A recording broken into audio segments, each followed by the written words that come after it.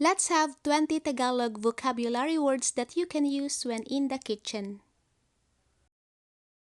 Sangkap. Ano ang kulang na sangkap? Pitsel. Walang laman ang pitsel. Walang laman ang pitsel. Sinaing. Wala pang sinaing. Wala pang sinaing. Lababo. Ano ang nasa lababo? Katas. Isang tasang katas ng kalamansi. Haluin.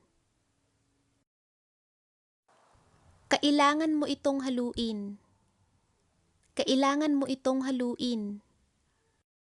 Asin at asukal.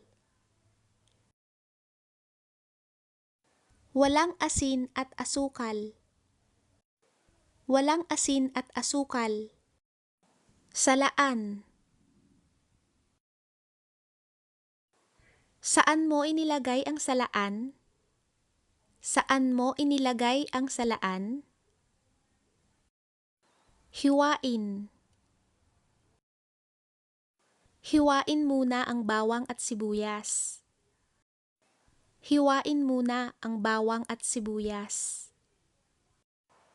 Want to say something is tasty? Malasa. Malasa ang tinola. Panghimagas. Panghimagas. Meron ba tayong panghimagas?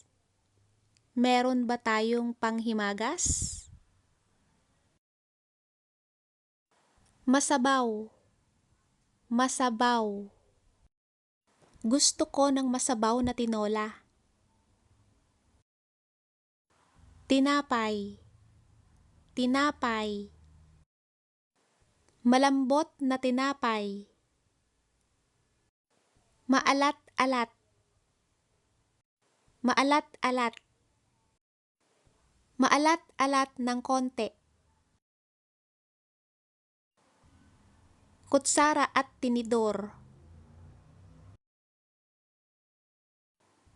Kailangan ko ng kutsara at tinidor. Kailangan ko ng kutsara at tinidor.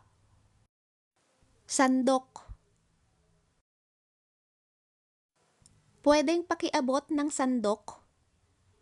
Pwedeng pakiabot ng sandok? Tikman. Tikman mo ito. Luto. Luto. Luto na ito. Takip. Pakiabot ng takip. Panis. Parang panis na yan. Parang panis na yan. And that's all for our Tagalog vocabulary words. More on the next video.